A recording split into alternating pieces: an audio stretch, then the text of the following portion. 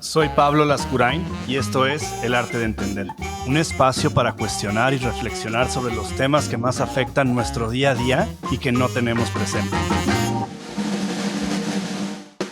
Hola, ¿qué tal? ¿Cómo están? Bienvenidos a la tercera temporada del Arte de Entender. Como saben, nos tomamos un break un poquito largo. Creo que el último episodio que salió por ahí de finales de año, pero estamos muy contentos de volver. La realidad, y les cuento un poquito antes de entrar en materia, por la que no habíamos regresado o no habíamos salido a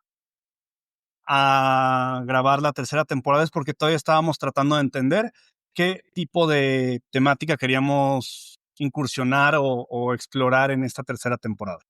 Entonces salieron muchas ideas, salieron muchas sugerencias de lo que nos han escrito en redes sociales y todo esto.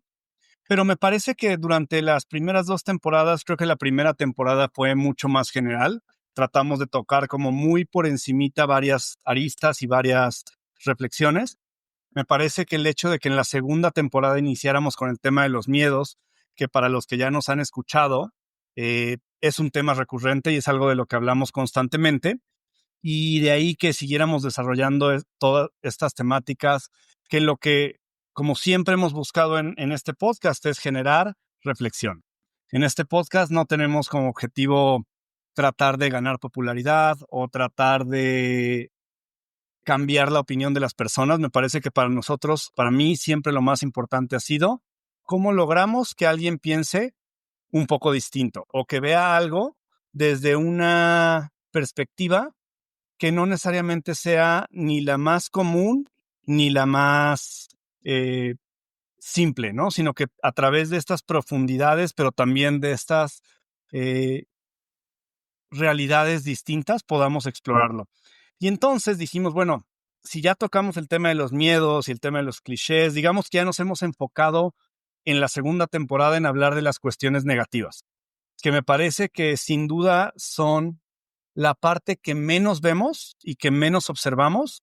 Tendemos a tenerlo mucho más en el inconsciente. Y por otro lado están las partes positivas, que no quiere decir que siempre vayan a caer en un punto eh, que disfrutemos o que nos guste o que nos motive, sino simplemente tienden a ser una categoría, y esa categoría son qué es lo que nos ayuda a tener una vida mejor, ¿no? Entonces, evidentemente vamos a mejorar cuando entendemos las emociones negativas, cuando entendemos las cuestiones negativas, y eso yo diría que se convierte en una herramienta de poner límites y en una herramienta de evitar aquello que no nos hace bien. Y ahora, en esta tercera temporada, me da mucho gusto compartirles que nos vamos a enfocar en, por lo menos en los primeros episodios, en la felicidad.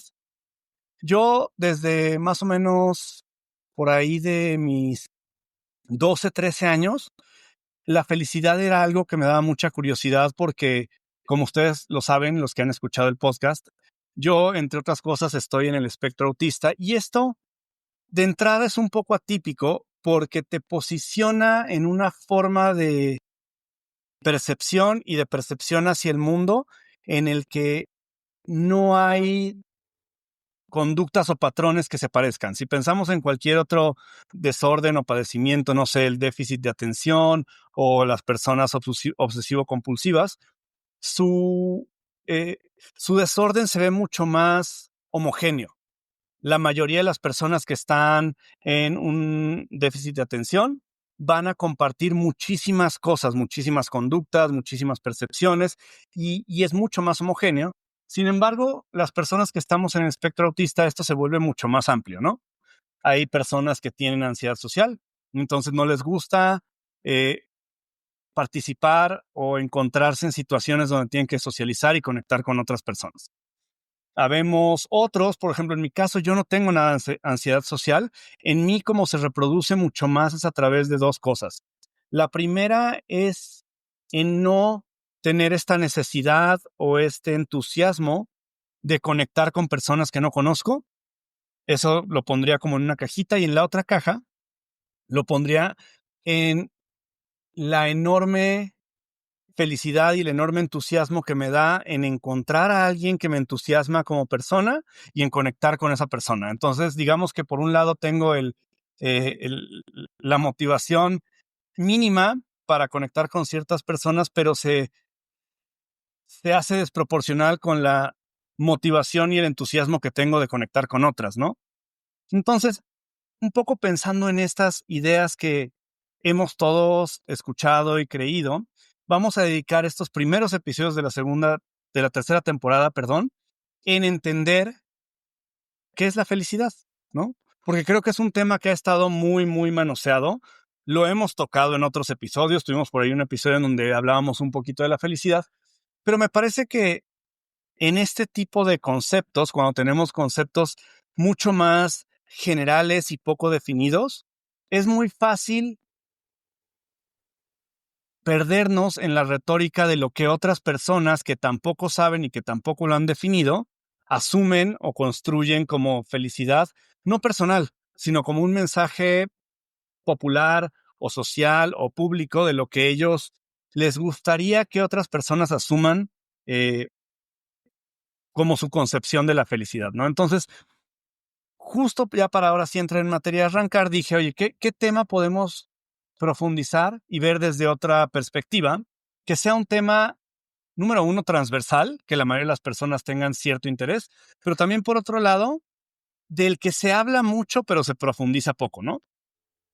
Y entonces, para poder empezar a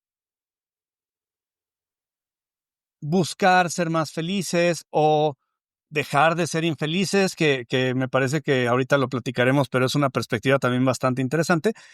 Vamos a empezar por entender la profundidad de la felicidad y qué es aquello a lo que las personas llaman felicidad, ¿no? Y de dónde viene como esta visión eh, que ha pasado por tantos años y por tantos mecanismos psicológicos, filosóficos, por autores, por artistas, por todo esto.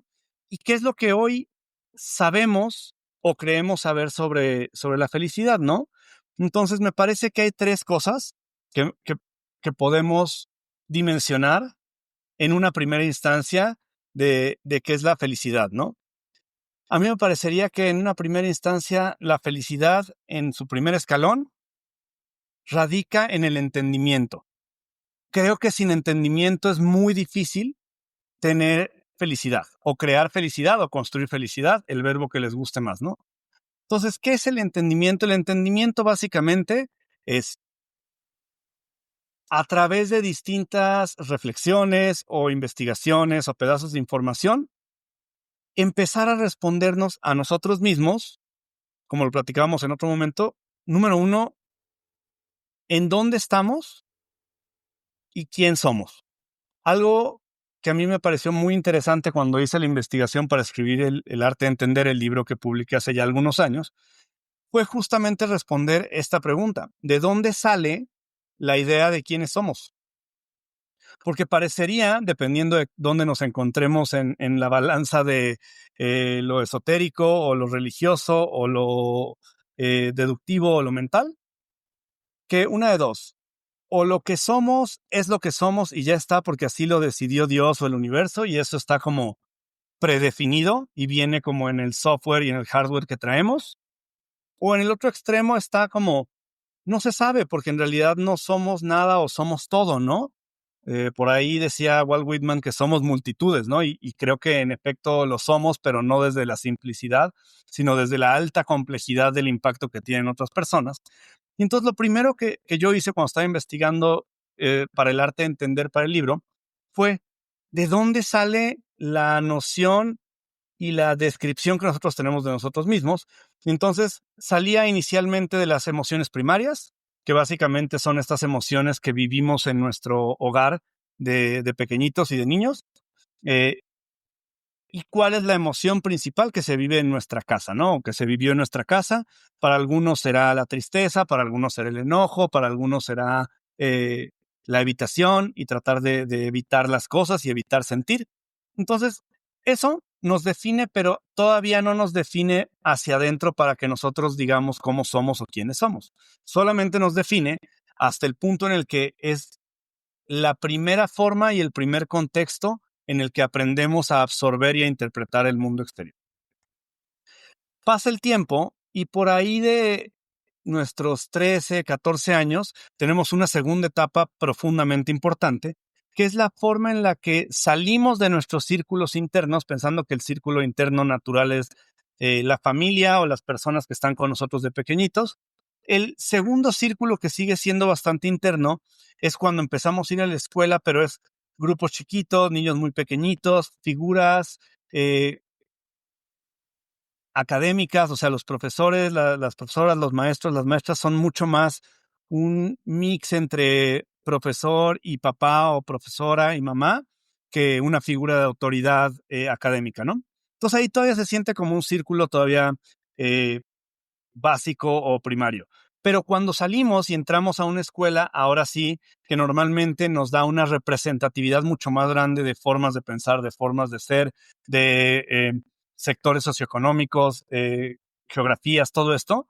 Ahí es donde entonces nosotros internamente tenemos esta primer batalla de definir quiénes somos, porque en el otro mundo venimos acompañados de nuestros papás, de nuestras mamás, de nuestros familiares, de la gente que nos quiere, y nos acompañan a otro ambiente que es para niños pequeños. Y entonces digamos que siempre estamos en un ecosistema de supervisión y acompañamiento emocional, ¿no? Pero cuando vamos creciendo, ese acompañamiento va disminuyendo drásticamente. Entonces, cuando yo llego a esta pregunta en el libro, que es, ¿qué nos define? ¿Por qué yo me puedo describir como una persona poco social? ¿O por qué me puedo describir como una persona empática? ¿O por qué me puedo describir como me describa? ¿De dónde salió esa descripción? Y entonces resulta que hay un par de estudios que hicieron con muchas personas a lo largo de muchos años, y el común denominador era el diagnóstico que hace una persona sobre sí mismo a través de los ojos de las personas más cercanas que tuvo entre sus 13, 14, 15 años y que no eran parte de su núcleo directo, ¿no? Y ahí es donde uno empieza a conciliar lo que te dice tu papá, tu mamá, tus hermanos, de quién eres, si eres enojón, si eres simpático, si eres inteligente, y lo concilias o lo auditas con estas nuevas personas que llegan, ¿no? Y estas nuevas personas, tu mejor amiga de la secundaria, tu primer novio, todos estos, lo que haces básicamente es unir lo que te dice tu círculo primario con lo que te dicen estas personas, y lo que hace match, haz de cuenta que te lo instalas tú como parte de tu sistema operativo, y esa es la persona que te vuelves, ¿no? Lo que es súper interesante es que no somos personas que estemos acostumbradas a revisitar esas versiones. De tal forma que si cualquiera de ustedes que esté oyendo el podcast agarra una hoja y se escribe en 3 o 4 párrafos quién eres tú, cuál es tu forma de ser, cuál es tu carácter, cómo te gusta relacionarte. Lo escribes, lo doblas, lo guardas y luego lo ves en un mes.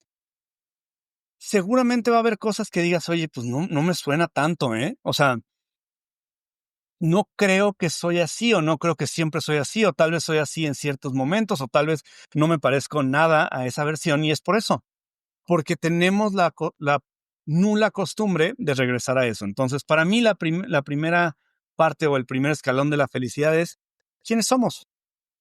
Y para saber quiénes somos, tenemos que tener 3 respuestas a 3 preguntas, ¿no? Entonces, número 1 es, ¿quién soy actualmente? ¿Soy una persona simpática? ¿Soy una persona seria? ¿Soy una persona que le gusta socializar? ¿Soy una persona romántica? ¿Soy una persona este, desapegada? ¿Cómo soy? ¿No? Eso es lo primero.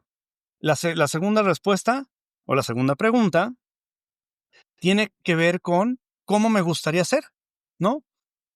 Hablando yo específicamente de mi camino en la vida, yo históricamente, por el tema del espectro, he sido una persona poco interesada en conectar, ¿no?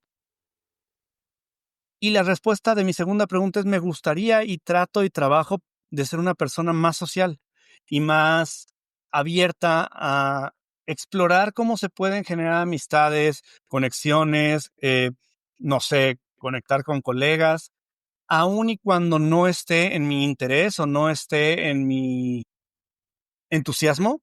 tratar de hacerlo, ¿no? Entonces, la respuesta número 2 es cómo me gustaría ser, que básicamente es si yo pudiera ser un teléfono, ¿qué actualizaciones me gustaría tener para sentirme un mucho mejor teléfono, ¿no?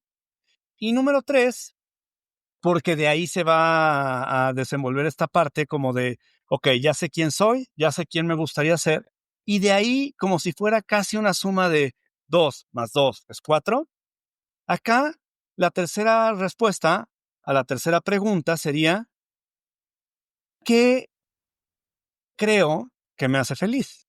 ¿No? La respuesta más fácil y más obvia es me hace feliz llegar a ser lo que contesté en mi segunda pregunta. Pero algo que me parece que la felicidad hace mal en su campaña de relaciones públicas es explicarle a la gente que la felicidad no es algo que se hace, sino es algo que se aprende a hacer. Y es un proceso a través del cual nos conocemos y nos entendemos, y gracias a eso podemos volvernos más expertos en qué tanto nos volvemos seres más felices, ¿no? Y eso no tiene nada que ver, aunque parecería que sí, no tiene nada que ver con tener una mejor actitud o echarle ganas o todo este tema de los clichés que hemos ahondado más que suficiente en su nulo impacto en la vida de nadie más que negativo, pero justo, ¿no? Entonces, ¿qué es lo que nosotros queremos hacer una vez que tenemos estas tres respuestas? Empezar a profundizar qué nos hace felices, ¿no? Platicaba yo en otro episodio que la respuesta más popular con las personas que he trabajado, yo en términos de cómo hacerlos personas que se sientan mejor con la vida que tienen y con la vida que pueden llegar a tener, cuando les preguntas qué te hace feliz, la respuesta más recurrente es estar con mi familia, ¿no? La familia me hace feliz.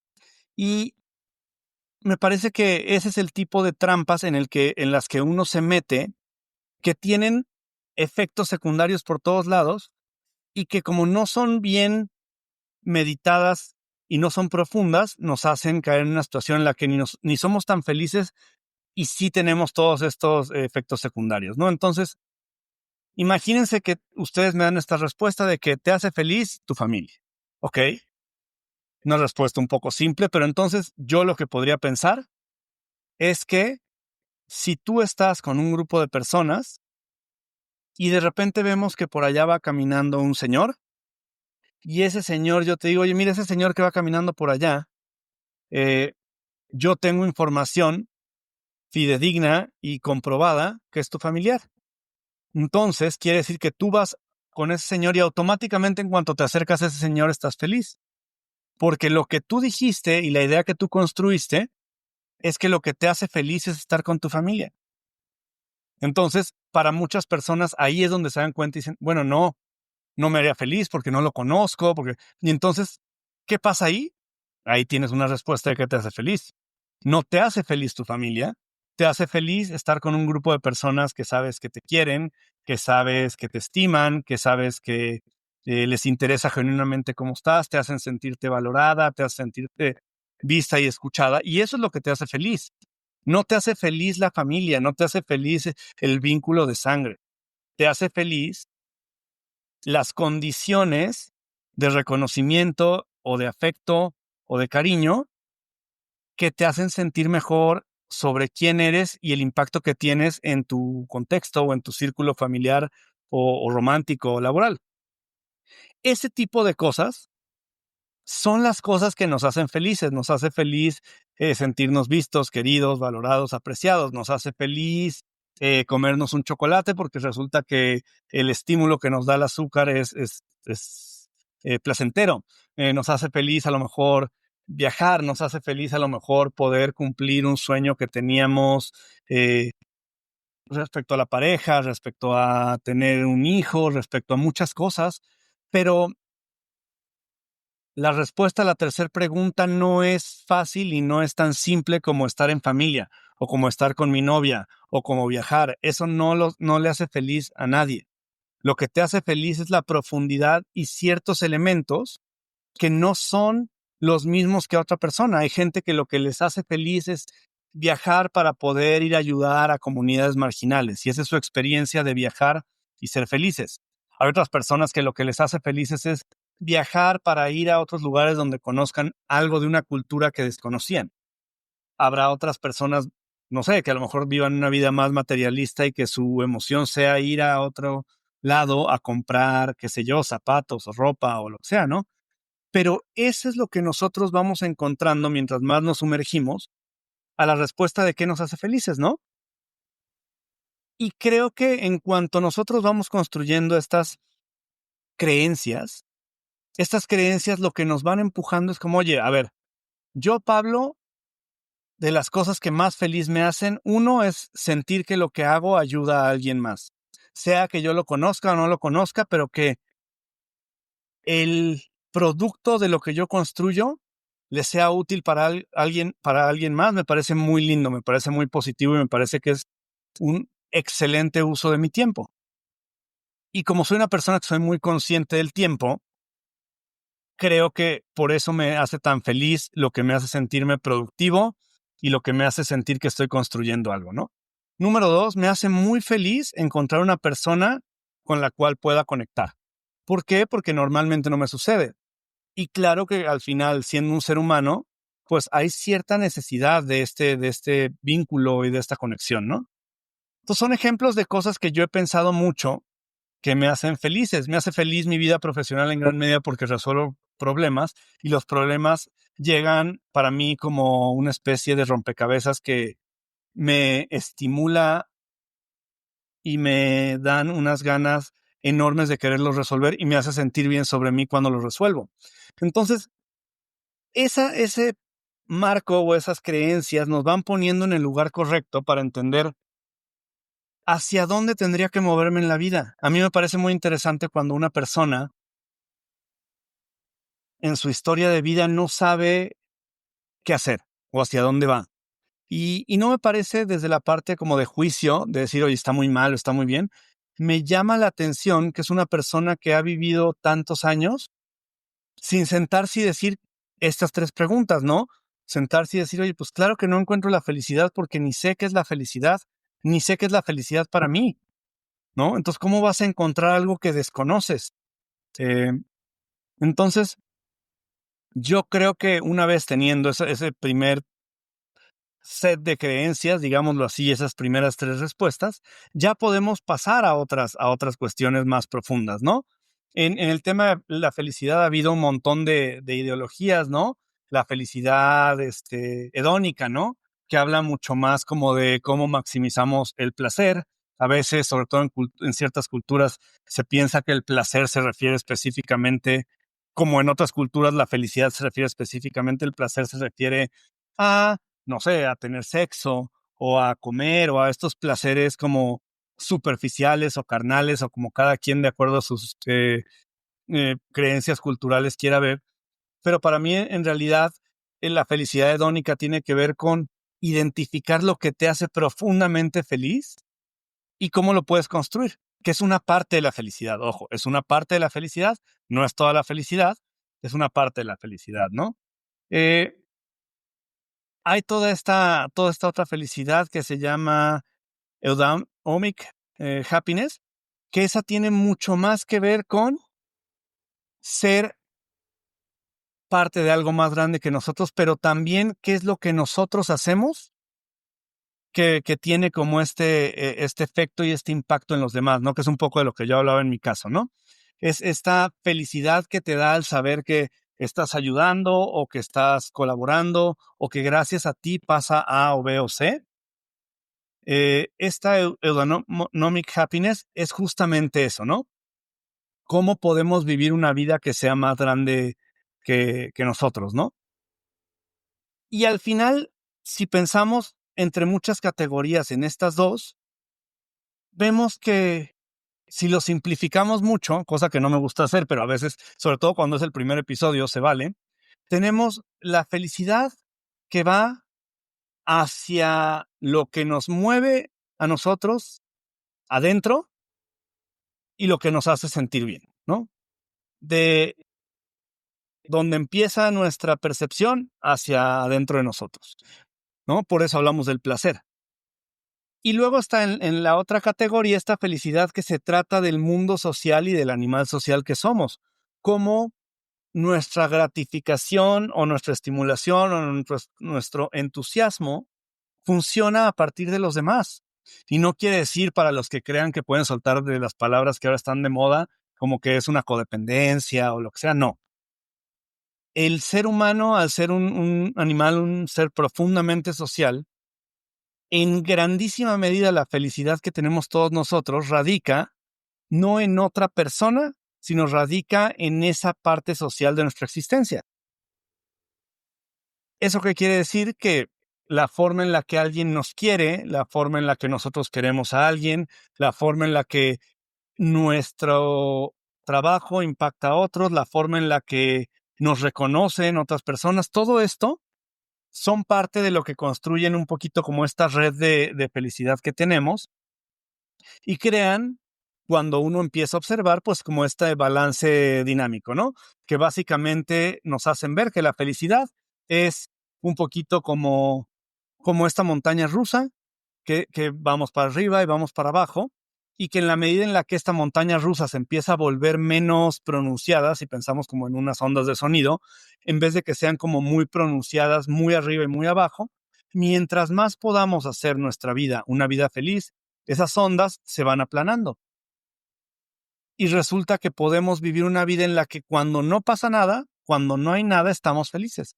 Cosa que para muchas personas suena extraño, como que dicen, oye, pues yo estoy muy feliz porque tengo un viaje, pero ya que regreso el viaje otra vez, como que estoy cabizbajo o desanimada o lo que sea, ¿no?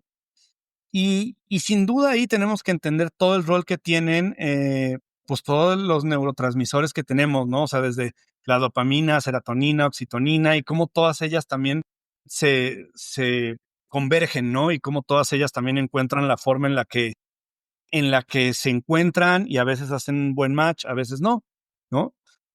Creo que la más conocida o la más famosa es la dopamina, que es como esta recompensa que nos ayuda a sentir placer y a sentirnos motivados, ¿no?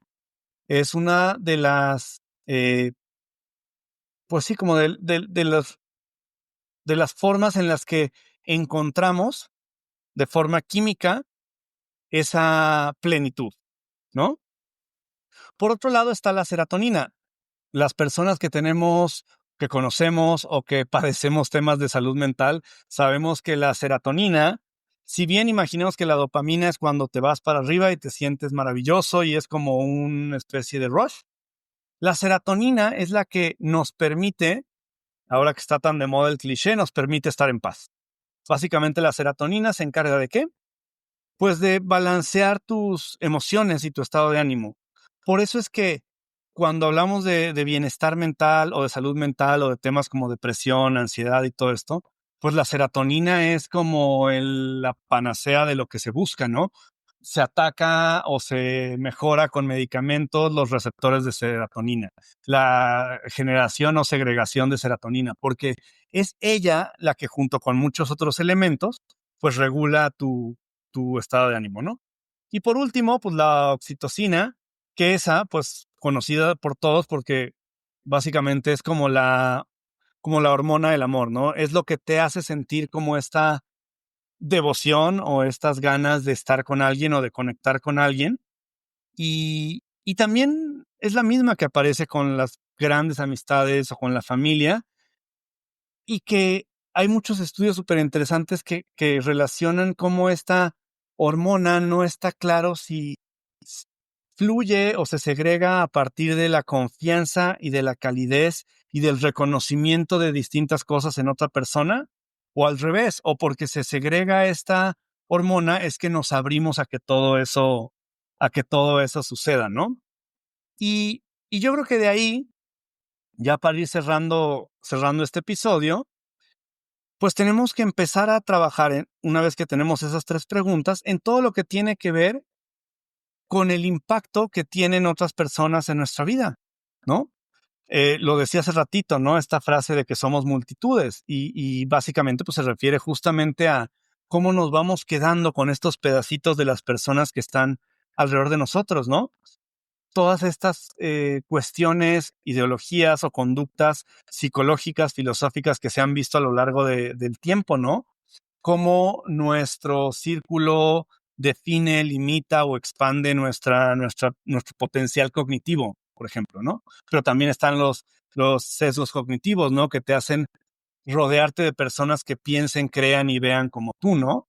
El poder que tiene toda esta parte social que hablábamos, ¿no? ¿Encuentras soporte social o no?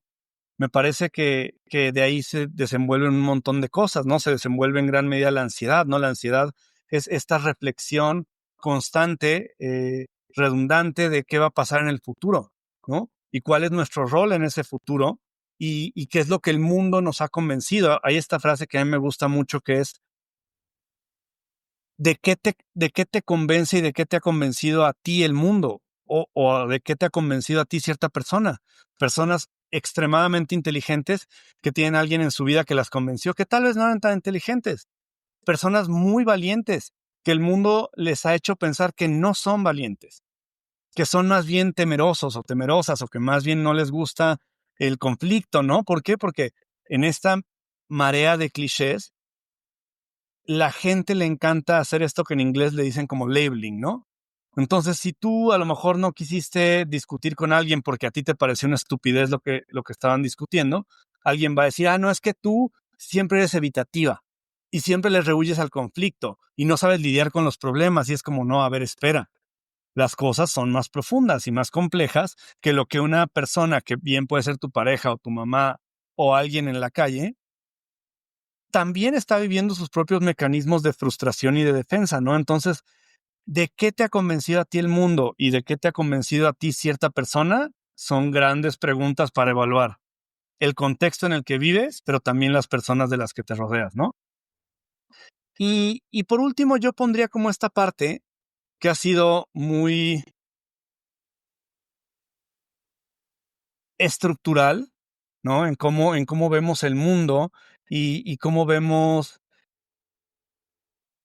nuestro rol en él, que justamente Aristóteles hablaba de esto, de la eudomamia, y justamente hablaba como de esta parte de cómo tenemos que construir una importancia al vivir una vida de florecimiento, ¿no? Creo que es una palabra que no usamos tanto en español para hablar de temas filosóficos o psicológicos, el tema del florecimiento, ¿no? Y, y creo que de las dos reflexiones que vamos a tener en el episodio de hoy, diría que el florecimiento es una de las palabras más precisas para hablar de felicidad, ¿no? La felicidad es un proceso de florecimiento, no tanto es un proceso de educación o de conquista o incluso de evolución, es mucho más de florecimiento, es algo que si ustedes piensan en las condiciones y en el proceso de una flor justamente de florecer, tiene que ver con dos cosas, con tener lo necesario adentro para ir viviendo este proceso de desenvolvimiento, pero por otro lado están las condiciones y el contexto que busca, que crea y que abraza para que esto suceda.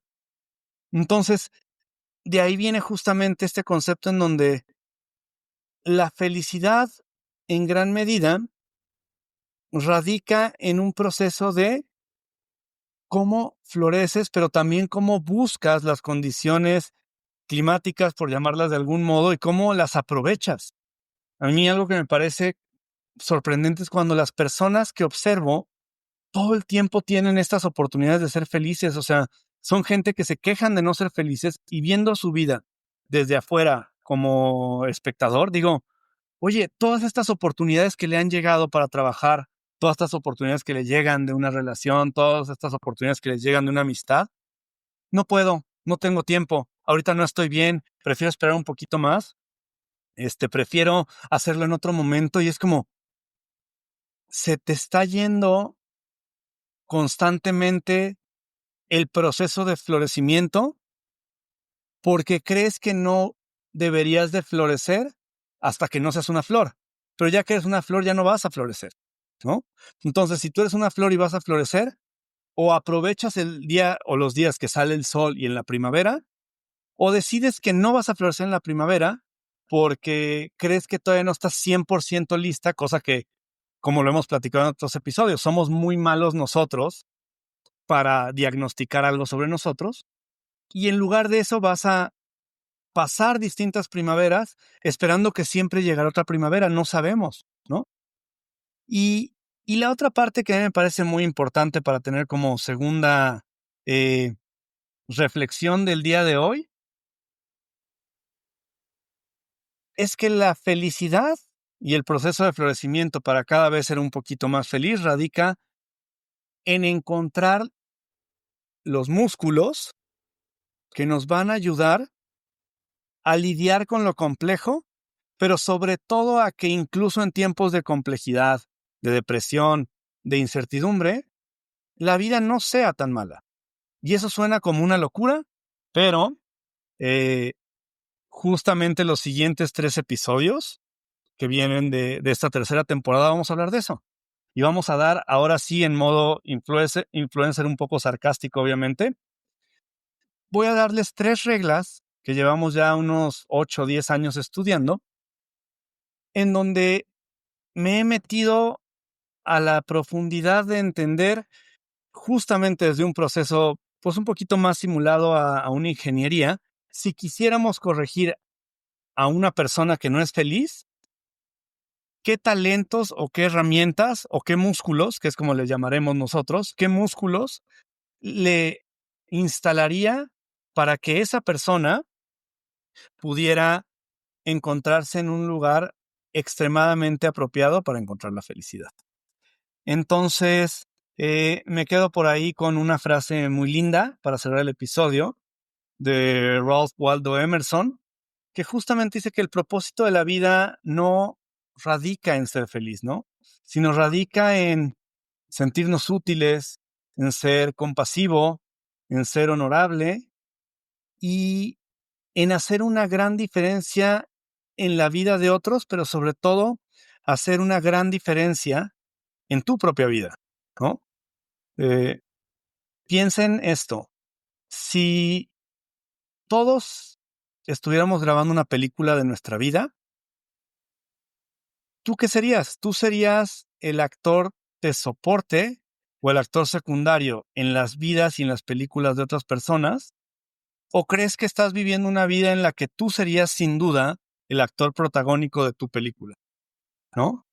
Entonces, muchísimas gracias por acompañarnos en este primer episodio. Se vienen 3 episodios increíbles y espero que todos juntos vayamos entendiendo un poquito más el tema de la felicidad. Entonces, bienvenidos a esta tercera temporada y nos escuchamos en el siguiente episodio. Gracias por acompañarme en este episodio y como siempre, si tienes alguna pregunta o algún comentario, solo tienes que entrar a pablolascurain.com/pregunta y me encantará saber qué estás pensando.